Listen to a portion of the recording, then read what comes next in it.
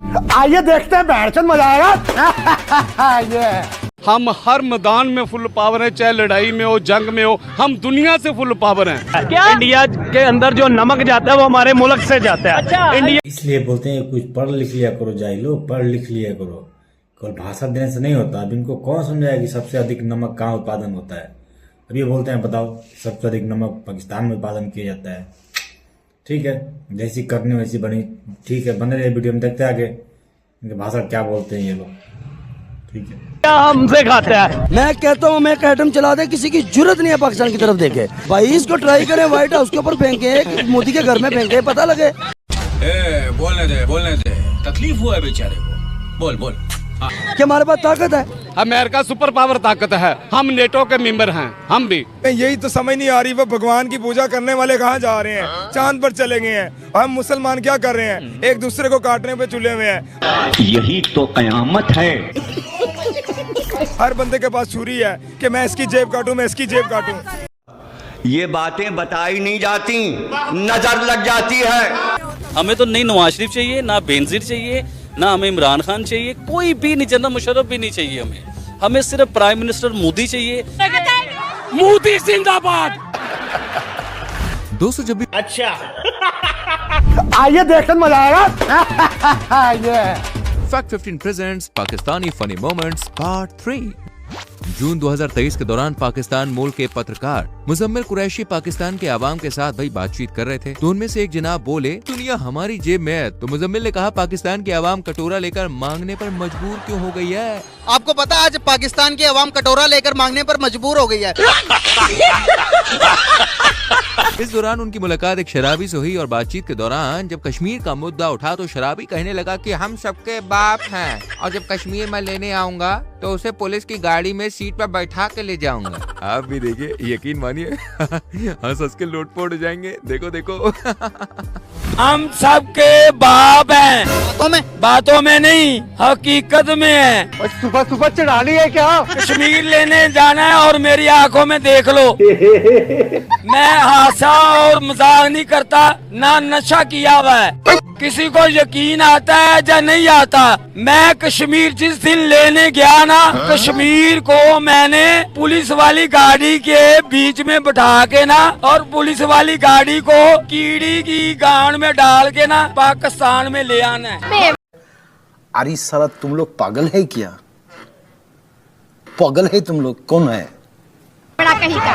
चला चला रे। दोस्तों आपने ये कहावत तो कभी ना कभी सुनी ही होगी, खाने को चने नहीं पिछवाड़ा मांगे जायफल। तनख्वाह 550, कंधे पे टांगे राइफल। जी हाँ, ये कहावत इस नमूने पर सटीक बैठती है। बात है जुलाई 2023 की, जब रियल एंटरटेनमेंट टीवी के होस्ट शोएब चौधरी वहाँ की जनता से पूछते हैं कि रोटी जरूरी है या कश्मीर जरूरी है, तो भैया ये बिना सोचे समझे कहते हैं कश्मीर। रोटी जरूरी है या कश्मीर? कश्मीर। कश्मीर। आप क्या कहते हैं? कश्मीर। और ये जनाब तो अमेरिका और भारत पर एटम बम गिराने की बात कर रहे हैं। इस जाहिल की बात सुन के आपकी बिल्कुल हंसी रुकने वाली नहीं है। मजे लो मजे। आप किस हक में है? जंग होनी चाहिए कश्मीर की? बिल्कुल, कश्मीर के मसले पर मोदी की टांगों के नीचे से जमीन निकालनी चाहिए। वैसे तो उन्होंने आर्टिकल 370 हटा के हमारी टांगों के नीचे से जमीन हटाई है। जलवा है हमारा।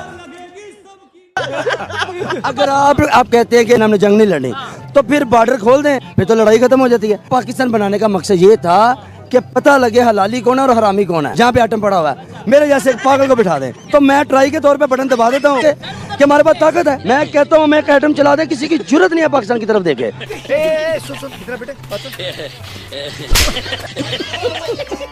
अगस्त 2023 के दौरान मुजम्मिल लोगों से पूछ रहे थे कि आपको क्या लगता है पाकिस्तान आगे है या फिर इंडिया। तभी एक जनाब कहते हैं कि पाकिस्तान इंडिया से हर चीज में आगे है, हमारे पास इंडिया से भी ज्यादा उन्नत टेक्नोलॉजी है, और पाकिस्तान ये पाकिस्तान वो। भैया जनाब इतनी लंबी लंबी फेंक रहे थे।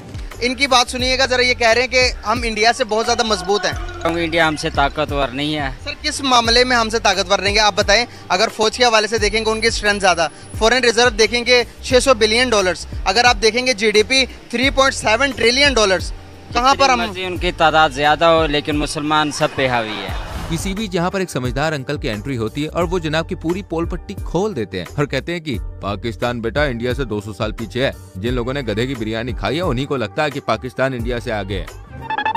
लेकिन हर लिहाज से फिर भी हम आगे आइए, एक सवाल पूछूं। जो है ना इंडिया से आगे ही है इंशाल्लाह। ये कह रहे हैं कि पाकिस्तान जो है वो हर हाल में हर चीज़ के अंदर इंडिया से आगे है। क्या हम टेक्नोलॉजी के लिहाज से, हम माशियती लिहाज से इंडिया से आगे हैं? हम पाकिस्तान इंडिया से 200 साल पीछे है। पाकिस्तान की मेजबानी और सालिसी में अमेरिका और ईरान के दरमियान होने वाले मुज़ाकरात बगैर किसी इत्तेफाक के इख्तिताम को पहुंच गए हैं। एक तो साला होना ही।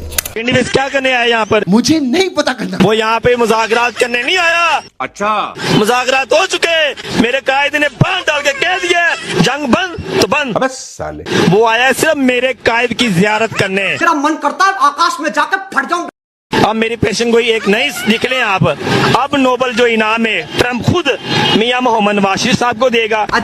मेरा अमेरिका और ईरान के दरमियान हफ्ते की दोपहर शुरू होने वाली ये बातचीत 3 मरहलों पर मुश्तमिल थी, जो मजमूई तौर पे 21 घंटे तक जारी रही। और मुज़ाकरात की इस तवील नशस्त के बाद दोनों ममालिक किसी मुआहदे पर तो नहीं पहुंच सके। आपके दिल की बात। और ये हफ्ते का पहला दिन है जब अमेरिका और ईरान के जो मुज़ाकरात हैं वो रुक गए। मैं कसम खा के कह सकता हूँ कि ईरान ने जंग किस वजह से रोकी। आप समझते हो वो शहबाज शरीफ की ना, ये एक डिप्लोमेसी बनाई जा रही है हमारे सबके लिए। मोहतरमा उनको पता नहीं क्या हुआ, उनको ये बताया गया कि आपने ये वाईफाई फ्री और फ्री खाने की जाकर तारीफ करनी है और ये बताना है कि यहाँ पर कि ये क्या चल रहा है। तो वो अपने पजामाज में ही चली गई। चिकन कोरमा, चिकन मलाई बोटी, चाइनीज राइस, स्पिनच करी, सीख कबाब and for dessert rasgulla and jalebi.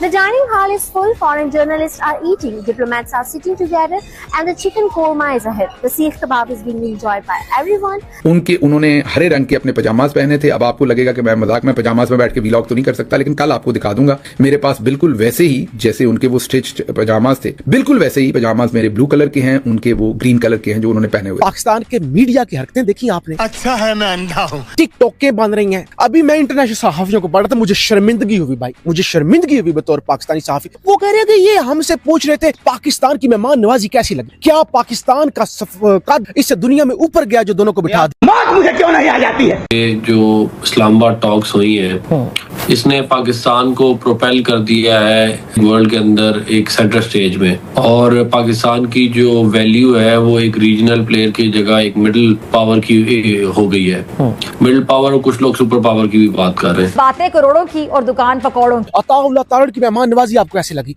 आपको आलू पालक कैसा लगा? आपको पालक गोश्त कैसा लगा? आपको पाकिस्तान के मसाले कैसे लगे? आपने टिकटॉकें बना रहे हैं, बहुत शुक्रिया, बड़ी अच्छी कॉफी बनी हुई है, बड़ी अच्छी लाइटें लगी हुई। ओ भाई ज़ेनी गरीबों, जिंदगी में पहली दफा लाइटें देखी हैं। 21 घंटे की जो डिप्लोमेसी थी, उसके बाद बदकिस्मती से हम एंगेज रहे ईरानियंस के साथ। असल में 21 घंटे नहीं थे, 15 घंटे की एंगेजमेंट थी, लेकिन उन्होंने कहा कि उसका बदकिस्मती से कोई रिजल्ट नहीं निकल सका और हमारी नाकाम हो गई एंगेजमेंट और हमारा कोई एग्रीमेंट नहीं हुआ, और ईरानियंस ने हमारी टर्म्स को मानने से इनकार कर दिया। वो जिंदगी में पहली दफा कॉफी देखी है, जिंदगी में पहली दफा मेहमान नवाजी की है। लोगों के अंदर माइक ऐसे, भाई मेहमान पाकिस्तान की मेहमान नवाजी कैसी लगी? कि पीस टॉक में एक दिन में पाकिस्तान का तकरीबन $1 मिलियन जो है वो लगा है। वो मेजबानी में कह लें, मेहमान नवाजी में कह लें, या जैसे भी आप कह लें कि वो एक दिन में इतने पैसे लगे हैं। यार मेरे मुंह में आप ऐसे माइक घुसेड़े ना तो मैं तो थप्पड़ मार दूंगा। मेहमान नवाजी लगी यार, ये ड्रामेबाजी हो रही है। ये जियो पाकिस्तान का सबसे बड़ा टीवी चैनल के पास हम खड़े हुए, एक टकी की खबर नहीं। मशरिक़ वस्ता के ऊपर एक मरतबा फिर जंग के बादल है और ऐसा लगता है कि किसी वक्त भी दोबारा खुदा न खास्ता लड़ाई छिड़ सकती है। देखिए, होना तो ये चाहिए कि लड़ाई दोबारा ना हो, लेकिन इसराइल से कोई बईद नहीं है, वो इस लड़ाई को दोबारा बढ़ावा दे सकता है और अमेरिका को दोबारा इस लड़ाई में शामिल होना पड़ सकता है। 7 अक्टूबर को आपको दिमाग में नहीं आया क्या चल रहा था इसराइल में? हम किसी के साथ नहीं है, हम किसी के साथ नहीं है, हम हर मजलूम के साथ हैं। वो दुनिया के किसी मजहब से तल्लुक रखने वाला हो, किसी रंग, नस्ल या मुल्क के साथ तल्लुक रखने वाला हो, ठीक है। आपने जो जुल्म किया गजा के अंदर, मासूम बच्चों का क्या कसूर था? वो भूख से बलकते हुए मरते रहे। आपने मस्जिद अक्सा को नमाजियों के लिए बंद कर दिया, ईद के लिए। दुनिया की तारीख में कभी ऐसा हुआ कि किसी इबादतगाह को किसी खास ओकेजन के ऊपर उसके नमाजियों के लिए बंद कर दिया जाए? आपका बस चले, आप हाफिज सईद को भी नोबेल प्राइज दे दे। पाकिस्तान यानी इस्लामाबाद में पीस टॉक हुई, उस पीस टॉक का पाकिस्तान को क्या फायदा हुआ? जंग क्या उसकी वजह से रुकती नजर आ रही है? अमेरिका ने पाकिस्तान को यूज किया या पाकिस्तान ने वाकई में एक प्रॉपर अमन का पैगाम पूरी दुनिया में पहुंचाया? इसके ऊपर आपकी क्या राय है? देखें, इस वक्त जो अमेरिका और ईरान की जंग चल रही है ना, या इजराइल अमेरिका वर्सेस ईरान, इसका नुकसान सिर्फ पाकिस्तान को नहीं हो रहा है, इसका नुकसान पूरी दुनिया को हो रहा है। स्ट्रेट ऑफ हार्मुज की बंदिश की वजह से जितनी नुकसान पूरी दुनिया को हो रहा है, आप कह सकते हैं कि तेल की जो राइज है, ठीक है, कीमतों में फी बैरल 112 113 तक पहुंच चुका था, तो पाकिस्तान एक मीडिएटर के तौर पर बेसिकली इसमें कोशिश कर रहा था। ठीक है, अब यहाँ पे सिर्फ पाकिस्तान का फायदा नहीं हो सकता था, यहाँ पे पूरी दुनिया का फायदा था। पाकिस्तान का मसला क्या था कि पाकिस्तान इस वक्त इस मल्टीपोलर वर्ल्ड के अंदर एक ऐसा मुल्क है जो तमाम ताकतों के साथ साथ इस वक्त दोनों फरीकैन को भी काबिल कबूल है। आप सबको ये तो पता है कि एक तरफ मुज़ाकरात नाकाम हुए, और मैंने पहले भी कहा कि ये मुज़ाकरात कहीं ना कहीं जो बेल मंडे चढ़ जाएगी, ये मैं बार बार कह रहा हूँ, ये मेरा ख्याल है 90%, और शायद जंग की तरफ मुकम्मल तौर पर हम वापस ना जाएं, ये मुझे लगता है। लेकिन फिर आपको पता है कि जो ग्लोबल सिचुएशन है उसमें कुछ भी हो सकता है। अगर खलीजी ममालिक में बिलखसूस एक सेंस ऑफ इनसिक्योरिटी है, तो जहां हम कह रहे हैं कि पूरी दुनिया के लिए ऑब्वियसली उनके लिए भी ये मुज़ाकरात कामयाब होना बड़ा जरूरी है, लेकिन कहीं ना कहीं वो भी इस वक्त एक वल्नरेबल फील करेंगे कि अमेरिका यहाँ से चला गया, इसराइल चला गया, लेकिन ईरान यहाँ पर मौजूद है और ईरान उनके ऊपर हमले कर चुका है, तो उनके लिए भी ये बड़ा इंपॉर्टेंट है। और जरा जैसे भी साफी साहब ने कहा कि वो इस खित्ते में नई रियलिटीज देख रहे हैं, आपको क्या लगता है क्या होगा? खामोशी इख्तियार किया, लेकिन इंटरनली वो अमेरिका को यही प्रेशराइज कर रहे हैं कि आप ये पीस टॉक्स में इनको कामयाब ना करें। और मैं यहाँ तक कहूंगा कि इनमें एक गल्फ कंट्री जो है वो तो एक्चुअली इस वक्त इजराइल की प्रॉक्सी के तौर पे काम कर रहा है, तो इसलिए हम तमाम गल्फ कंट्रीज के बारे में ये नहीं कह सकते कि वो इन मुज़ाकरात की कामयाबी चाहते हैं। सऊदी अरब चाहता है कामयाबी, और कतर भी चाहता है, और कतर जो है उसका इसलिए में ईरान के साथ राब्ता भी है। देखिए, इसकी बड़ी एक वजह समझ आ रही है, वो वजह ये समझ आ रही है कि अगर ये इस्लामाबाद में अमन मुज़ाकरात कामयाब हो जाते हैं और एक बहुत बड़ा कंप्रीहेंसिव एक पीस अकॉर्ड हो जाता है, तो उसके बाद फिर जो अब्राहम अकॉर्ड्स हैं उनका क्या होगा? वो जो अब्राहम अकॉर्ड के नतीजे में बहुत से जो मुस्लिम ममालिक हैं उन्होंने इजराइल के साथ सफारती ताल्लुकात कायम किए, तो उसका क्या होगा? क्योंकि उसको तो ब्रेक लग जाएगी, अब्राहम अकॉर्ड को तो ब्रेक लग जाएगी, क्योंकि अब ये जो ईरान ने इनके साथ किया है, इजराइल के साथ भी और उसके इत्तेहादियों के साथ भी, तो उसके बाद एक बात तो बिल्कुल तश्तसबाम हो चुकी है कि अब America is no more a super power, और अमेरिका इस पोजीशन में नहीं है कि इस रीजन में अपने किसी भी इत्तेहादी को वो सिक्योरिटी फराहम करे।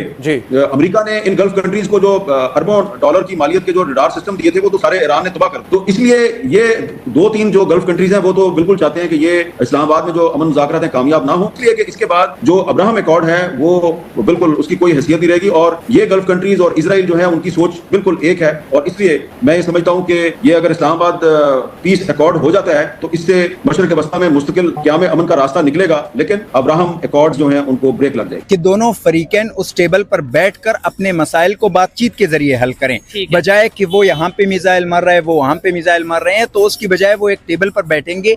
ईरान के जो कंसर्न्स है अमेरिका से वो सुनेगा अमेरिका, और अमेरिका के जो कंसर्न्स है ईरान के लिए वो सुनेगा। तो फिर ये मीडिएटर का ये रोल होता है कि उनको टेबल, उनको वेन्यू प्रोवाइड करना, ये नहीं है कि उनको जबरदस्ती फोर्स करे। फोर्स करने का तो किसी के पास ताकत नहीं होता, दो फरीकैन लड़ रहे हैं तो उनकी अपनी मर्जी पे है। तो अब वो एक नई सिचुएशन पैदा करना चाहता है जिसमें वो ये दिखाएगा कि हम तो अमन चाहते थे लेकिन ईरान ने काम खराब किया, और वो ईरान हमारी माकूल बातों पर भी उसने तवज्जो नहीं दी, और इसलिए ये मामला खराब हो गया। और इसके बाद वो पहले से ज्यादा कुव्वत के साथ ईरान पर हमला आवर होगा। और इस काम में ट्रंप की मदद कौन कर रहा है, इस बारे में आपको ये जानकर हैरत होगी कि इस काम में अमेरिका का मददगार इसराइल कम और पासदार एक ऐसी हुकूमत जो इत्तेहादियों की बैसाखियों पर खड़ी। ईरान जंग में जो पिछले हफ्ते संघर्ष विराम हुआ उस पर और ज्यादा खतरा मंडराने लगा है। पाकिस्तान डिक्लेयर हो गया दुनिया का सबसे बड़ा पप्पू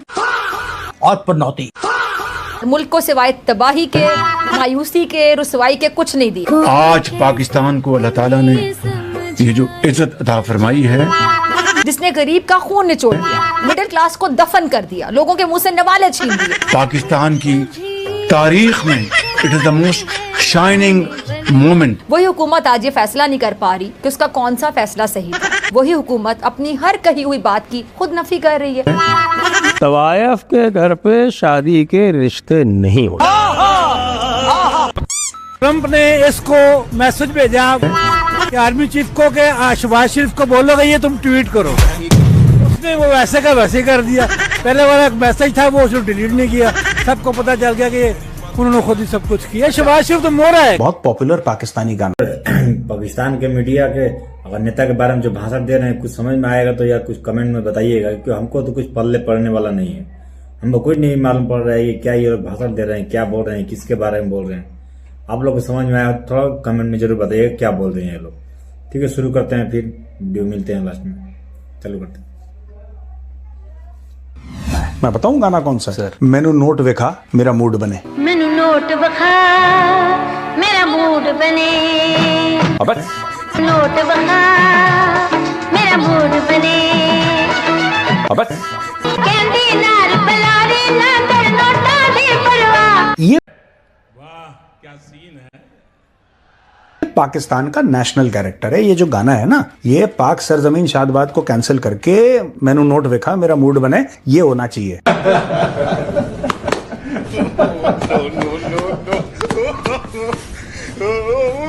मैं चोरी करने नहीं आया, मगर मजबूरी है। ईरान इसराइल की जंग रुकवाने के चक्करों में जो लगे हुए हैं, शहबाज शरीफ और आसिम मुनीर साहब, ये अपने मिशन पे उतरेंगे नहीं उतरेंगे? मिशन पे नहीं है, ये आसिम मुनीर को और इसको जो है बूट साफ करवाने के लिए रखा है। तो साला बहुत नीच आदमी रहे। साफ करवाने के लिए रखा है, वो फिर हमला करेगा, बोलेगा मैं बीच में नहीं आया था, ये तो पाकिस्तान पड़ा था बीच में। नहीं। देखिए उनका जो मिजाज है वो 3 चीजों की अक्कासी करता है। क्या? 800 साल की मुसलमानों की हुकूमत, 200 साल अंग्रेज की हुकूमत। क्या बात कर रहे हैं? और अब उनकी ख्वाहिश कि हमने अंग्रेज के साथ बैठना है और मुसलमानों की फेंटी लगाए। और कभी वो चाहते हैं कि मुसलमान मुल्क आपस में लड़ाई करें। बहुत अच्छा लगेगा। पाकिस्तान एटमी मुल्क है अल्हम्दुलिल्लाह, तो उसकी सुनी जाती है, फटती सबकी है इसमें। अच्छा? सब मुल्कों की फटती है पाकिस्तान। इंडिया के पास भी जो एटमी ताकत है, कुछ भी नहीं है उनके पास। कौन कह रहा माँ की एटमी ताकत तो मुंह की ताकत है। चढ़ा समझाओ इसे, समझाओ। ये झूठ था कि हम अमेरिका और ईरान के बीच में एक बहुत बड़ी पीस डील हम करवाने वाले हैं। इससे बड़ा झूठ हो नहीं सकता। भाई आप खामोश हो जाए, बिल्कुल इसको खामोश सुनाए, बिल्कुल आपकी बात होगी, बात खत्म होगी। दुनिया को तबाह करने जा रहा मुसलमानों को, ये इसराइल सही नहीं। अमेरिका फिर भी उससे लगता है अच्छा है, मगर इसराइल बहुत। हम विटनेस कर रहे हैं एक मास्टर क्लास ग्लोबल डिसेप्शन के अंदर, जहां पर अमेरिका भी बेवकूफ बना रहा है ईरान को, और ईरान ने कल अमेरिका को बेवकूफ बनाने की कोशिश करी, और ये दोनों मिलकर पूरी दुनिया को बेवकूफ बना रहे हैं। कहां बैठकर? एक बेवकूफ कंट्री में। यार तो पाकिस्तान को इसका क्या फायदा होगा जंग रुकवाने का? ठीक, लेकिन ईरान तो फिर भी अगर 15 रुपए लीटर उनको पेट्रोल दे रहा है, वो अमेरिका की वजह से पेट्रोल ही नहीं ले रहे।